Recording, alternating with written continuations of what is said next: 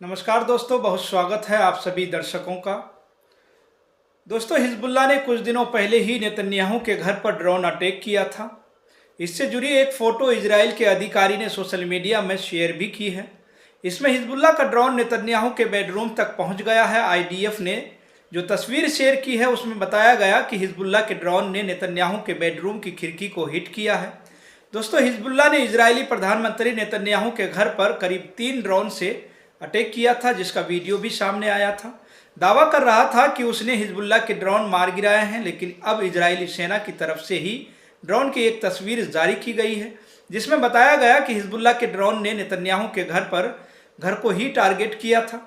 दोस्तों, कहा यह भी जा रहा है कि इस छोटे से ड्रोन ने नेतन्याहू के घर पर धावा बोला और काफ़ी ज़्यादा नुकसान पहुंचाया। हालांकि जब ड्रोन ने हमला किया था तब नेतन्याहू और उनका परिवार घर पर नहीं था। लेकिन दोस्तों, नेतन्याहू के घर पर हिजबुल्लाह के ड्रोन अटैक के बाद से ही इजरायली सेना ने मीडिया को घर के आसपास रिकॉर्डिंग या रिपोर्टिंग नहीं करने दिया था। इसके बाद भी कई मीडिया रिपोर्ट में यह दावा किया गया कि हिजबुल्लाह का ड्रोन नेतन्याहू के घर पर हमला करने में कामयाब हुआ था और इससे इजरायली प्रधानमंत्री के घर को भी नुकसान पहुंचा है। तो वहीं बताया यह भी जा रहा है कि नेतन्याहू के घर को हिट करने वाला ये ड्रोन अगर कुछ मीटर और आगे जाता तो घर को और ज़्यादा नुकसान पहुंचा सकता था और हिजबुल्लाह के तीनों ड्रोन में मौजूद विस्फोटक से अगर सटीक हमला होता तो पूरी बिल्डिंग गिर सकती थी।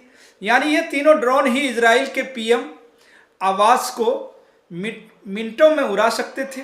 दोस्तों, इजरायली मीडिया ने इस हमले के पीछे ईरान का हाथ होने का दावा किया था, तो वहीं नेतन्याहू ने इसे हिजबुल्लाह की सबसे बड़ी गलती कहा था। लेकिन हिजबुल्लाह ने इन दावों को नकारते हुए कहा कि वो इस हमले की पूरी जिम्मेदारी लेता है, यानी कि इस हमले में ईरान का हाथ नहीं है। हिजबुल्लाह के मीडिया कार्यालय के प्रमुख मोहम्मद आफिक ने कहा कि हिजबुल्लाह इजरायली प्रधानमंत्री नेतन्याहू के आवास के निशाना बनाने की पूरी और एकमात्र जिम्मेदारी लेता है। यानी कि इससे एक बात तो साफ हो गई है दोस्तों कि हिजबुल्लाह के ड्रोन अटैक में ईरान तो शामिल नहीं था, लेकिन नसरुल्लाह की मौत के बाद से ही हिजबुल्लाह इजराइल पर सोच समझकर बड़े हमले कर रहा है, घर में घुसकर हमले कर रहा है, क्योंकि इजरायली प्रधानमंत्री के घर तक पहुंचकर उनके घर पर हमला करना कोई छोटी बात नहीं है। लेकिन दोस्तों, अब देखने वाली बात तो ये होगी कि हिजबुल्लाह के इस अटैक का जवाब इजराइल क्या देता है और हिजबुल्लाह इसके बाद इजराइल पर क्या और कोई बड़ा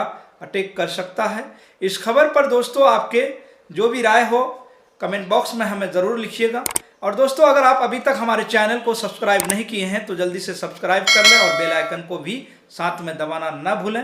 फिलहाल दोस्तों, इस खबर में इतना ही। आप सभी का बहुत बहुत शुक्रिया, धन्यवाद।